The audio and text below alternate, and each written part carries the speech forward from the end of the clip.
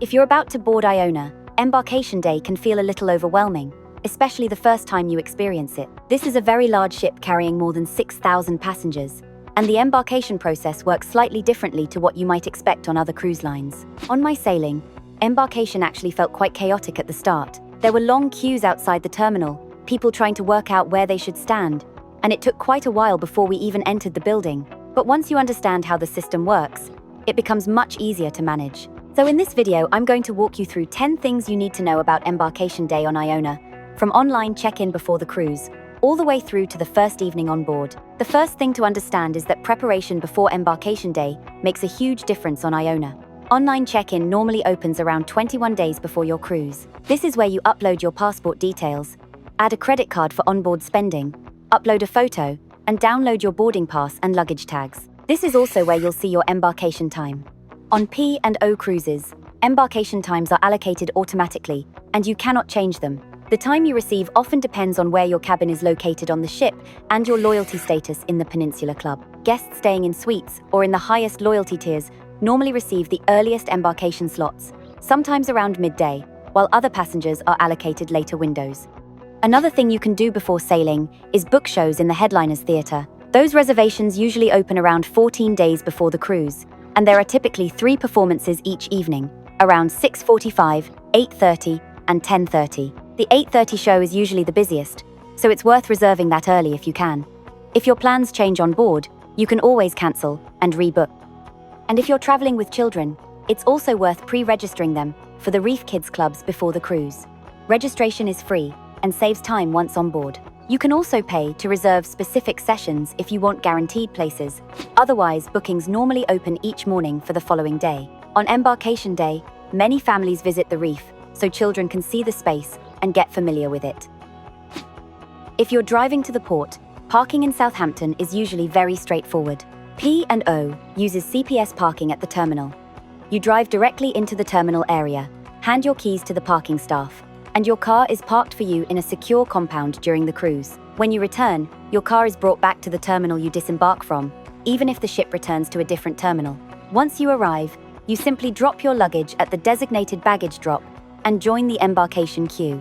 If you're not driving, many people arrive by train or taxi, and some passengers also park nearby at places like West Quay and walk back to the terminal. One quick tip though, if you plan to use CPS parking, don't leave it too late to book. On busy cruises, particularly during school holidays, the spaces can sell out. And if you want a full guide to Southampton cruise terminals, I've made a detailed Southampton cruise port guide, which I'll link in the description below. This is the part that often surprises people on Iona. When you arrive at the terminal, you'll usually be asked to queue outside before you're allowed into the building. When thousands of passengers are arriving within a short period of time, that can look quite hectic. On my sailing, we had a 2 o'clock embarkation slot. We arrived on time, but there was already a queue to join the correct queue, and we ended up standing outside for around an hour before we even entered the terminal. Even when you arrive at your assigned time, you shouldn't necessarily expect to walk straight inside. Some passengers believe arriving early will help them board sooner, but on this sailing embarkation, times were being checked quite strictly, so arriving early didn't make much difference. It's also worth knowing that if you're traveling with friends or family in separate cabins, you may be given different embarkation times. In that situation, P&O usually recommends arriving together at the latest time slot. Compared with cruise lines like Royal Caribbean or MSC, where you often choose your embarkation window during check-in, or Princess, where passengers can usually arrive from mid-morning, the embarkation window on Iona tends to start later and is more compressed. With more than 6,000 passengers boarding, that's why the outside queues can sometimes feel chaotic. Once your embarkation group is called, you'll head into the terminal building for check-in. This is where your passport is checked and your boarding pass is stamped. That stamp confirms you're cleared to board, and it's why you need a printed boarding pass. After check-in, you may either head straight to security or be asked to sit in the seating area while the next rows of passengers are called forward. Once security is complete, you simply walk along the gangway and step on board Iona. The first thing you'll usually do once on board is visit your muster station. Crew members check you in at your muster station first, and you're then asked to watch the safety video later in your cabin. Because P&O Cruises use later embarkation times, cabins on Iona are usually ready by the time you board. Your cruise card will usually be waiting in an envelope outside the door, so you can go straight to your room, drop your bags, and start settling in. At this point, it's also important to connect to the ship's My Holiday app, Some restaurants and venues can only be booked once you're on board, including places like the Olive Grove and the 710 Club. On my sailing, we boarded quite late after the long queues outside, and both venues were already fully booked for the entire week. But don't worry too much if that happens. Many people reserve multiple nights and cancel later. If you really want to eat at Olive Grove, it's worth speaking to the maitre d' on the first or second day, because they can often find a table. Once muster is complete, the next question is usually lunch. Guests in higher loyalty tiers sometimes receive a welcome embarkation lunch in one of the main dining rooms, which is a nice relaxed way to start the cruise. For most passengers though, the main options are the Horizon Buffet, the Keys, or Taste 360.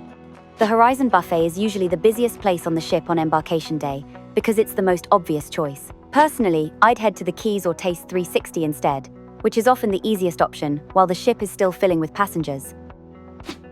Once you've eaten, this is a great moment to start learning your way around the ship. Iona is a very large ship, so spending an hour walking around early in the cruise makes the rest of the week much easier. Deck maps are located near the lifts on each floor, which help you understand where everything is. One thing you'll notice quickly on embarkation day is that the lifts are extremely busy, as thousands of passengers are moving around the ship with hand luggage at the same time. If you can, use the stairs for shorter journeys because it's often much faster.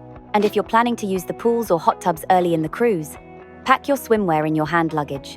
Your suitcase might not arrive until later in the afternoon. Suitcases usually arrive outside your cabin during the mid to late afternoon, often around 4 or 5 o'clock. That timing works well because it gives you a chance to unpack properly and get organized before dinner.